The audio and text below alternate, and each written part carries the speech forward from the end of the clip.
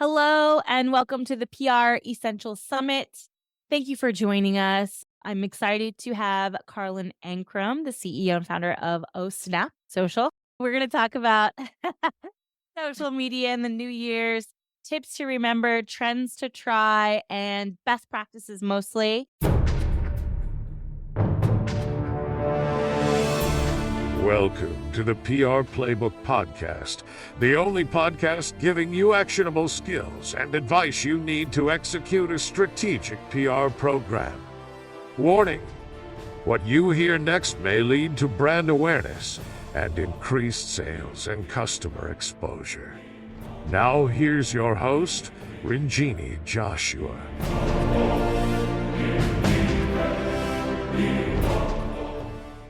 Hello, and welcome to the PR Essential Summit series.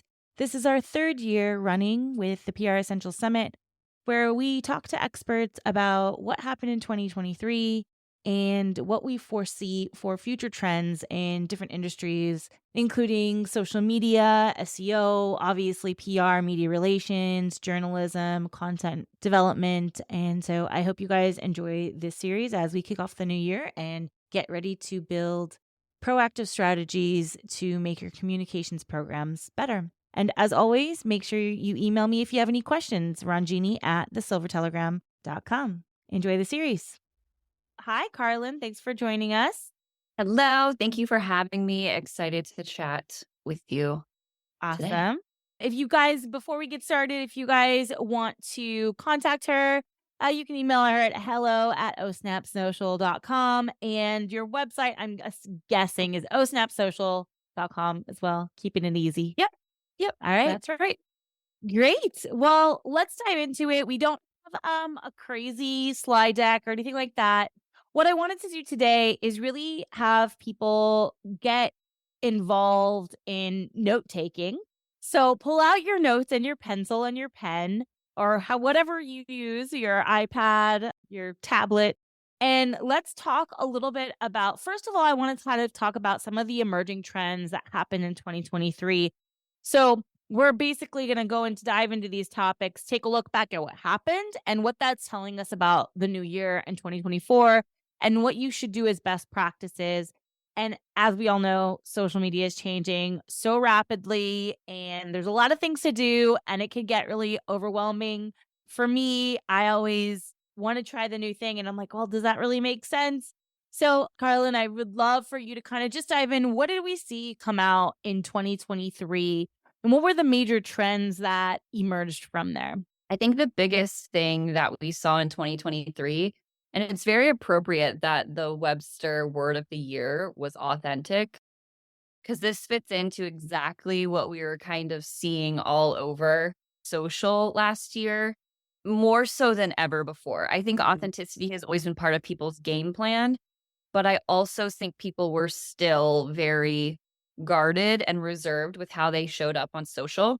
And it was refreshing in places like LinkedIn, for example, Mm-hmm. that traditionally have been more of a buttoned up platform, really start to have this level of transparency.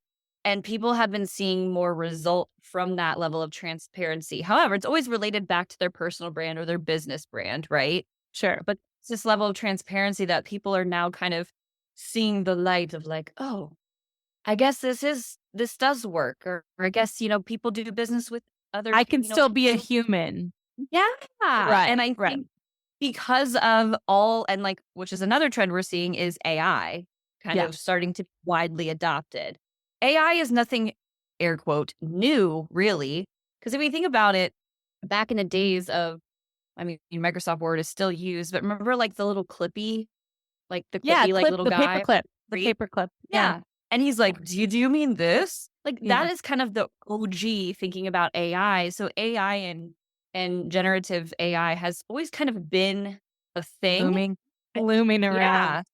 in the It's always background. been around. But I think we just saw this expansion and wider adoption of AI, both in the copy writing style space as well as the artistic graphic space. Well, and Uh, I just wrote an article too just about AI and how it's actually still very nascent too, still today, even though we've been seeing it for the last decade, it's mhm. made I mean, it's a very advanced technology, so it's taken a lot of time for it to emerge.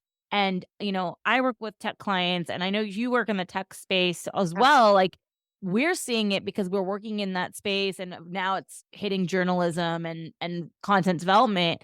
There's still a lot of people who haven't seen AI yet, you know? So Yeah, I think that's true. And, for a while, I will be totally transparent. I was terrified of AI. I'm like, AI is gonna come after my job. Like, here we go. But the truth is, at least as we stand right now, it could all change, right? But Mhm. as we stand right now, I have found that if you know how to use AI with intention, you can win for your clients, right? Mhm. Because if people don't have time to do their own social media right now, they're not going to have time to learn AI. So that's really been for me a sigh of relief, if that makes any sense. Of Yeah, like, yeah. they still like, yes, AI, you could plug something in today and you could copy and paste it. But I will tell you, it's not going to work. And just like consumers are really smart with ads, they're getting smarter with AI. People know when something has been generated by AI. It's just like when the phone calls, the sales, telemarketing calls, and then now, if there's a pause, just hang up the phone. Or someone talks to you for a second and doesn't really listen to the answer, but they respond. You're like, wait a minute, this is not a human. Yeah, It's just no, a you're AI. totally right. Yeah, Yeah. that's a great another example. Like consumers are smarter than they ever have been before. And so you still have to show up as you. You still Mhm. have to do a layer of human review for it to make sense. But what I always say is AI has been a game changer for me in terms of inspiring me of what content I should be writing Mhm. because there's nothing more intimidating. I don't know about you. There's nothing more intimidating than like a blinking cursor on a white piece of paper on your screen. You're like, Yeah. Where "Where do I start? where do I start?" Right? So if you have an outline or you've kind of got it started, it's really great to put it, into AI and see what else it kind of scrapes and comes up with. I also love it for speed. It's a great starting place. And it's also Mhm. great for repurposing. So if you take your content, maybe it's a really great blog post that like has been organically getting a ton of traffic on your website. Why would you not put that into AI and say, "Hey, make 17 tweets about this." Right. Right? Like, to see what it comes up with, and that it'll already be in 280 characters or whatever Twitter is saying it has to be now, and you can say use hashtags or give image ideas, and so for people who maybe aren't inherently creative, it could definitely help speed up the process in which it takes you to create content. I think Instead, I think that goes to it. say though, that doesn't mean you're not creating any content. You do have to create kind of Yes. establish a voice and starting points Yes. so that you can create those other little pieces that you need.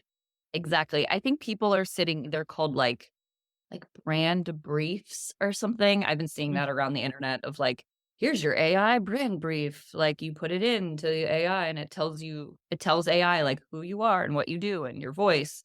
And so you like train the bot how to sound like you. I Oh, haven't gone okay. far. I just make it really simple. I'm like, you're a social media manager who's trying to tell people that they should record more video in 2024. Give them 3 tips, right? Like, Yeah. and then it just is a starting point. So yeah, it's definitely a trend that has launched with gangbusters in 2023, and I think it's going to continue into 2024 with like a wider adoption. Mhm. Do you think that's the biggest I mean, I guess that is the big buzzword. AI is like the big one. Yeah, What about platforms? When it comes to trends and platforms, obviously, I think TikTok really, really, really, like, kind of came to the surface in 2023, and then Twitter turned to X, and, like, yeah, we had some of that controversy happen in 2023. What do you think is gonna be and I feel like, to your point, to what you said at the very beginning, LinkedIn became a little bit more place to have a good conversation for business. What else do you see for platforms specifically? What should people be looking at? We had YouTube Shorts come out. A lot of stuff happened in 2023. yes. So I have a prediction that YouTube Shorts is going to take off. but not in the way that we've seen in the past. So like what's been happening, and I have a blog coming out about this, because I've been digging deeper. I'm like, do I really need to, adopt YouTube Shorts to my overall strategy? But something that's really interesting is YouTube in general, right? And you know that it's like hyper in the optimization space. Yeah. It's owned by Google or Alphabet, right?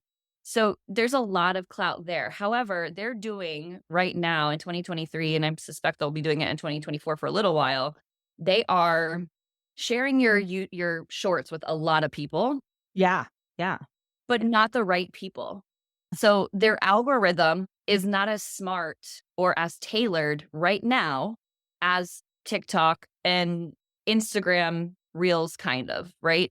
So it's kind of like showing it to everybody and trying to find that audience, especially for those of us that are like itty bitty accounts. They're trying to find your people. But by Yeah. doing that, they're sharing it to people who maybe aren't actually interested in what you're doing. They're just people who watch shorts. Yeah. So you get pumped because you're like, oh my gosh, it got 1,000 views in like a couple hours. It's just going to go viral. And Yeah. then it like this goes, shoot, it just flatlines.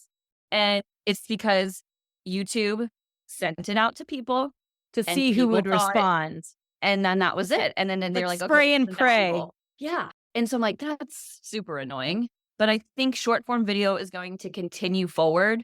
I think where you play is totally dependent on, one, your capacity and where you can stay consistent, and two, where your audience lives.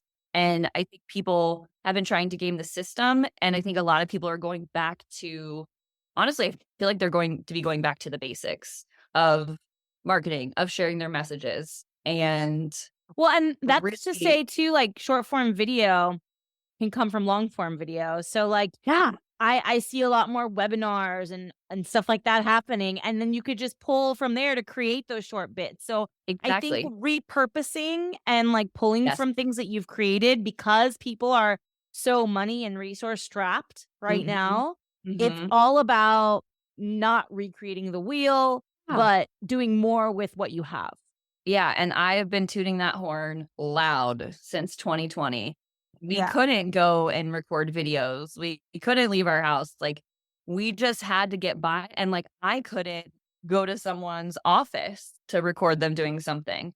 So there Right. has to be a level of storytelling, a level of understanding who your audience is, and the skill set for repurposing your content that already exists, whether it's in a blog post or a long form video, or shoot, if you're a brick and mortar business and you're like, I have a trifold brochure that sits in my lobby. Okay, start there. It's content's already done. Yeah. Start I mean, there. it's funny because we have a client and I do some social media for them. And, Yeah. that's not our space. Our space is in PR and media relations, but I do, content creation for them. So it's really funny because, they don't really give me a lot of new stuff to work with. And every once in a while I'll have some new things. But then I'm like, they require that they want us to post every day. So I'm posting every single day, which is really rough when you don't have Yeah. new content, right? Yeah. And so sometimes I'm like, shoot, let me just go look at the website. Let me Yeah. just go see what's on the website. And they have a huge repository of content on their website. Granted, it doesn't change very often, but it's a lot of content that they've invested in their website. So I just go to a page, I just pull from that. And I was like, Yeah. and then I just say, hey, if you want to learn more, go to this page and learn more about this Yeah. particular content. And so I'm using, like, it's kind of like old school marketing materials, right? You're going back and just kind of using your website, your brochure, your white paper, your case study, grab a little snippet of it, and then try to get people to Exactly. Yeah, hop over absolutely. there. And especially because, I mean, it's funny that you say that because I've been in that boat many a times where you're just like, please give me something new. The photos I have from your office are from 2020 and everyone's wearing a mask and it's weird now Yeah. that I have to put it in 2023. So I'm right there with you in leveraging a website. And I also think that's why still today, hmm like blogs are super, super vital having on your website, like Yeah. consistently, because one, And so Well, many people don't have blogs on their website. yeah, and it's a great place for social media managers to comb for content that's Mhm. already been approved by you as the thought leader or as the business leader. it's a really, really, really great, and it helps with your SEO. Like, it helps you get found by certain things. So if Yeah, you're sleeping can on you give us blogs, a little bit more, like, because I like this topic of having blog content because it's a really great way to, one, like, I mean, I know what it does for your website, but can you just kind of go over blogs in general, what they do for your website, including the SEO aspects of it and how you can find keywords to get in there?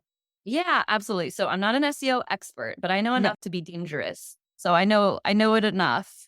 And if you're an SEO expert listening to this, feel free to set my record straight.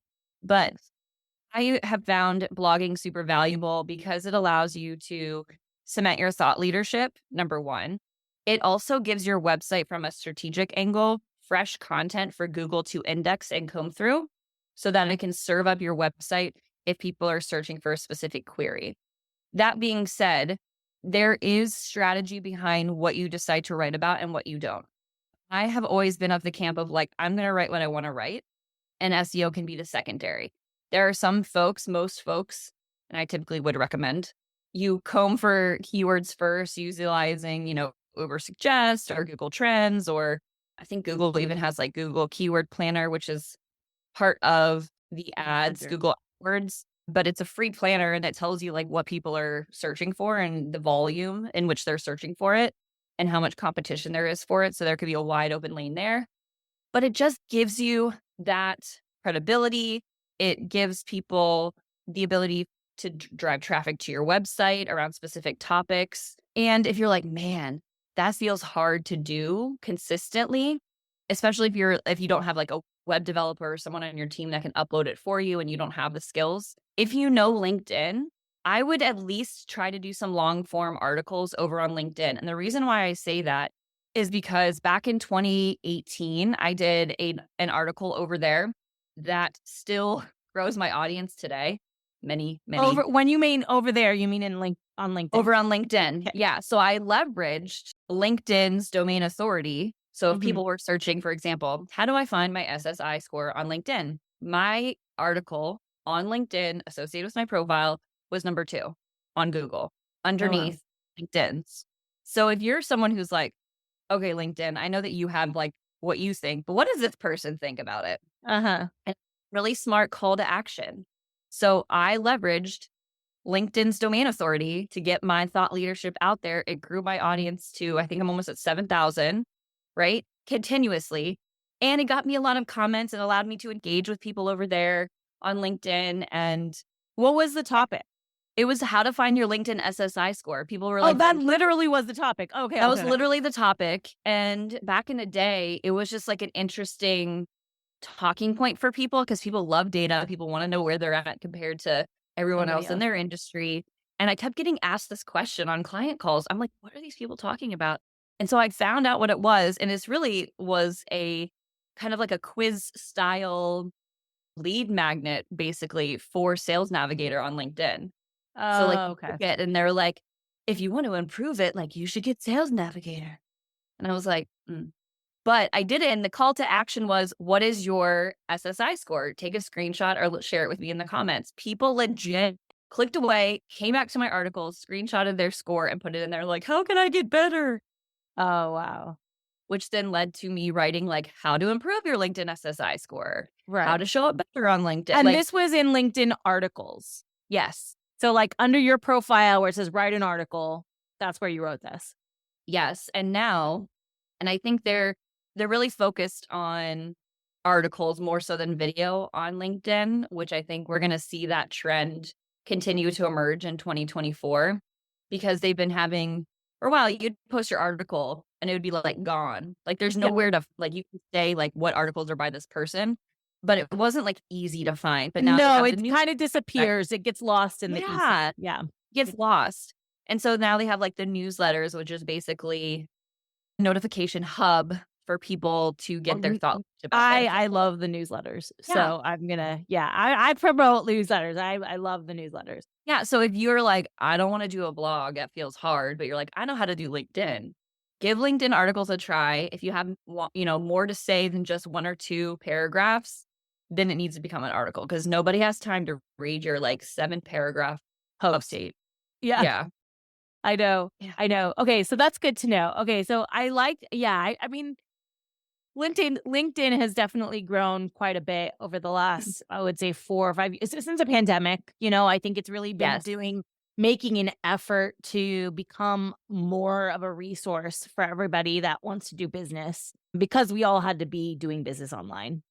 But going back to social media, creating social media strategies and developing a strategy that works for you in 2024, I think that's something that obviously it's December. Social media is, I don't know, in my opinion, it's like the last thing I want to deal with before like actually having to post. But what would you say, going into a new year? Some people like to refresh their strategy. Some people are just continuing what they've already planned. What are your best practices into creating an effective strategy for the next coming year? I think the first thing is to, now's the time where everyone is looking at their goals for 2024 as a business.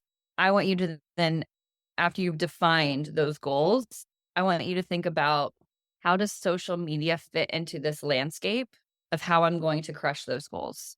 I think people put all their eggs in the social media basket, or they don't pay enough attention to it and the power and value that it has.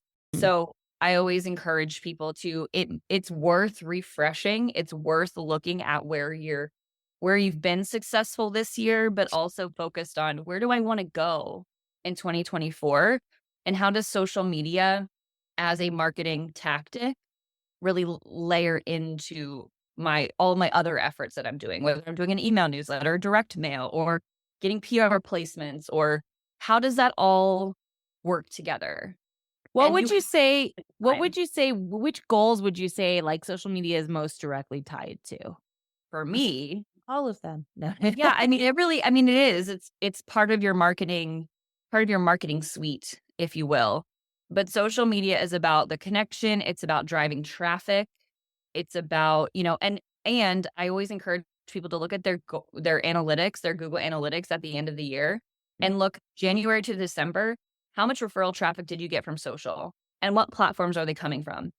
Right. Because if you're going all in on a place like Instagram and your referral traffic, which is already going to be lower because people's behavior from Instagram isn't to click away from Instagram, right? Maybe Yeah. you need to be spending more time on LinkedIn, or maybe Something else. my Yeah. clients, we did an audit at the end of the year for all their platforms because they really only had us focus on the first two in the beginning of the year. And they're like, can you just see like the other platforms that we have presence on, but we haven't updated? I'm like, okay, run to Google Analytics. Pinterest for them, they hadn't updated Pinterest in a year and a half. Top referral source of traffic. Wow. So now you guys are going to look at Pinterest and Yes. So now it's like, okay, how do we take all the meaty blog content and the ebooks and the intel that you have on your website right now and float it into Pinterest, optimizing the pins properly, coming up with video ideas that are associated to get people to click on that content.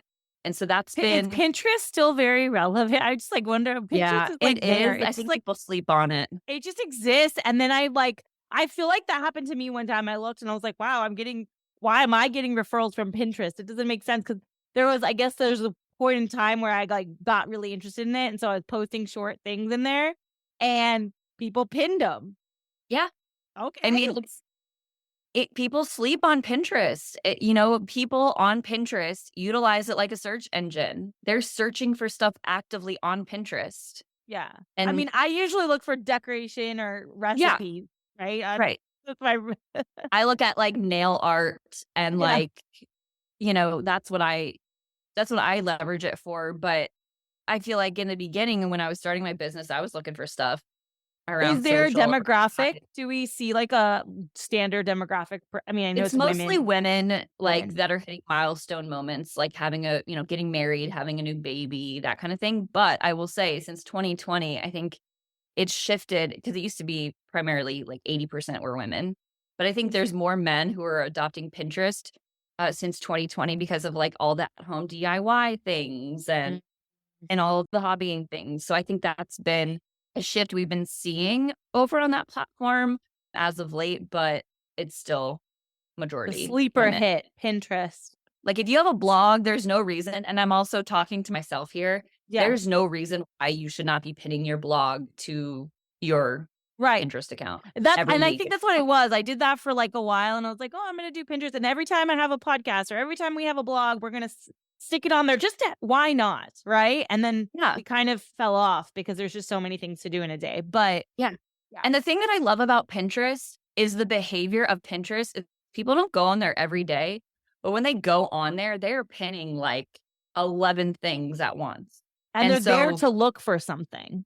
That's the thing. So I think if you go on there, you can mimic that behavior. Yeah. And you go there and just like add 10 pins to your board on one day. Your website in one day for that whole week. And just to see how it goes and then track the metrics. I think that's another great thing about Pinterest is it's not like time sensitive the way like maybe an Instagram or Facebook or something else is. Like, no one's going to look at how many things you posted in one day. They're just going to see stuff. It doesn't matter when you posted it. So I like that aspect of it. Instagram, it feels like, and please correct me if I'm wrong, like the cadence and all that stuff is like a thing. Yeah. You have to be consistent. I always say to people, like, I'm never going to tell you to post 7 days a week. Is that too much? I wouldn't say it's too much. It just is based on what you can keep consistent. Okay. Like I've seen people go viral multiple times a month by only posting like 2 or 3 times a week. Yeah. Like because people are waiting for it. Yeah. And it goes back to like, do you know your audience? Do you know the behavior of your audience? And if they're paying attention there. And so I always tell clients, like, we're going to, go with more is more until we can understand better what content is resonating. And then we might pull back and then optimize, those pieces of content that maybe we're only posting 3-4 times a week versus 5 or 6. I might have to refresh my strategy. I don't think we get a lot of, we work a lot on referrals and we're like industry focused. So we do a lot of stuff on LinkedIn, but I've always just been like, so I don't know, on the fence about Instagram. But maybe like for us, I was just thinking about like a refresh strategy of maybe like doing a PR thing for PR people, like just something funny, something like, because we're so stressed out, like for communication professionals, we're like so stressed out all the time. Maybe something like as like a POV. Like and something just really like entertaining, because thinking about like when you scroll, you're just Instagram, a lot of times you're scrolling, you're not searching for something. People are there to be entertained. People go on TikTok, Instagram, like everyone goes to social to escape something else that's happening in their life. Right. Or if that's your job, posting for your job. Yeah, I know. I feel that. I feel that in my soul. I've been doing all the Instagram and TikTok recipes. Nice. Which, I mean, some of those are really good, actually. They're really good. I did like a cocktail one this past weekend with people are doing a good job. Yeah. I didn't have like the cute little ornaments to put the cocktail in, but I made a big like vat of it in a big vat in a punch bowl. That should be a social media post for communicators. Vat. Instead of like a shot, we have a vat of alcohol. Yeah. Just a full thing. With a straw. Yeah. Yeah. I did get these things as an aside, speaking of vats, but like there was like a white elephant gift that I got. It's like a whole entire stocking with like a spout on it. Like, oh my goodness. College, like slap the bag with wine. I don't know. Anyway. Okay. Well, you've given me some ideas for my social media. Let's kind of bring this to a T. I want to really talk about, before we get off here, is 2024. What should we be looking out for? What should people be considering as they're diving into this? Yes. So I think the biggest thing, and we kind of just mentioned it with our whole discussion around Pinterest, the biggest thing that people need to be paying attention to is folks are starting to more often search for things on social. Okay. So they are looking for things on social media. Millennials, Gen Z, they're on TikTok searching for things. So as you are creating your content, you want to not only optimize your hashtags appropriately, But you want to also be thinking about, what am I going to include in my caption? What keywords am I going to be including in my caption? That's a big thing on all platforms. So just consider that as you're writing your content. The second thing is, please adopt a video. Please. I mean, this is nothing new. It's been like the trending thing for the past like 8 years, it seems. But get really good at telling quick stories in 7 seconds or less. YouTube Shorts, I think, is going to have a wider adoption as we go forward. If, and that's a big if, the algorithm figures itself out. Mm-hmm. The third is, LinkedIn has been really focused on text-only content right now. Uh-huh. And we've touched on that a little bit. And I've been testing that on my side where I don't even add a graphic. I just add text as an Yeah. update profile, and it's been getting more impressions and more engagement. I think that's something that currently is freaking people out because the algorithm has shifted over there on LinkedIn, where people are freaked out because they're getting less impressions, aka less eyeballs seeing their content, Uh-huh. but they're getting more engagement. So that means even though it's showing to less people, it's showing to the right people, which I Okay. think is encouraging. Fourth, AI. Social media managers will be like BFFs with AI. And I think business owners are a little bit further away from that adoption. Yeah. And number 5 is ways to basically make the internet feel more intimate, because it is a very noisy place. So I think people are going to be seeking out niche communities, whether they be leaning into Facebook groups, which I feel like some people are tired of, but they'll be joining masterminds and things like that that have, Discord channels or Slack channels or, a different membership kind of dashboard where Mm-hmm. they want to engage and they want to hang out with like-minded professionals. So I think there's going to be a major shift to that because people just want the internet to feel smaller for them. So those are Yeah. my quick 5. I don't know. Oh, there we go. There we go. So I'm using this whiteboard. Guys, I know. I'm advanced. I'm So advanced. fun. I Brave. figured I'd be like, I don't know how to use this. I figured let's do this for best practices. Optimize your hashtags, adopt video content if we both haven't been saying that. Mhm. Leverage LinkedIn more about text only posts, AI, and I'm just going to say everything that comes with it. Yes. Pay attention to it. And 5 ways to make the internet feel more intimate. That's a really interesting idea and concept. I like that. One of the things I recently wrote about was how people are going away from niche services. And then people have been like, now, like, at least people that I've worked with, startups, companies, are trying to be everything to everyone because everybody does. They want an all-in-one solution. So everybody does want like an all-in-one solution. So now everyone's like, okay, I'm going to be this SaaS platform. I'm going to be a project management tool. I'm going to be this. I'm going to be that. And it makes it really hard for us to do media relations from a PR standpoint because there's no specific value proposition. You want to be 500 Mhm. things. And so I have noticed that a lot of the messaging has moved from very niche messaging towards a targeted audience to a broad, vague message to a broader audience. And I think that's also messing with media landscape and like how people are telling stories. It's just not able to, you're not able to tell a more specific story of how someone did something when it's like so broad all the time. So it's interesting to say That is it needs to be more interesting. intimate. Yeah.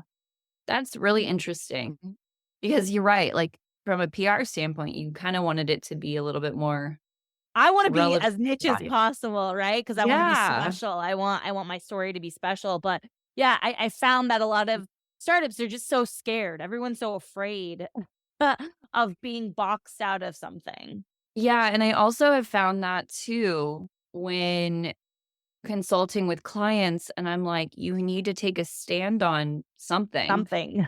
You need to not be afraid of sharing your opinion that is really anchored in your expertise. Right. But they're scared because there's all these competitors out here saying they do XYZ thing and they don't want to be like that person.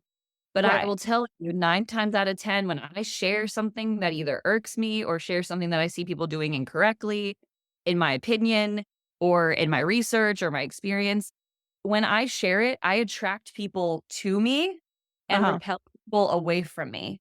And that is the ticket. So when you're Yeah. showing up, how can you be authentically, to like wrap this up with a bow, how can Yeah. you be authentically yourself? Share your differentiator, because that is going to be the key to attracting the right people into your corner of the internet. Yeah. Absolutely. Yeah. Yeah. You said it. You said it right there. Mic drop. Whoop. Well, Carlin, thanks again. I always love Yeah. talking to you and talking about these ideas and concepts. And I hope in this short amount of time, I hope that like everybody kind of got a grasp on, I'm like, hey, okay, I have some ideas on what I want to do for next year. If you have any questions, feel free to reach out to me directly. I can help connect you with Carlin, but it's Carlin at osnapsocial.com if you want to reach out to her directly. And we're here for you. If you guys have questions, ask us on LinkedIn. Yeah, do it. Find us All on right. LinkedIn. For having me. Thanks again. Yeah, happy holidays.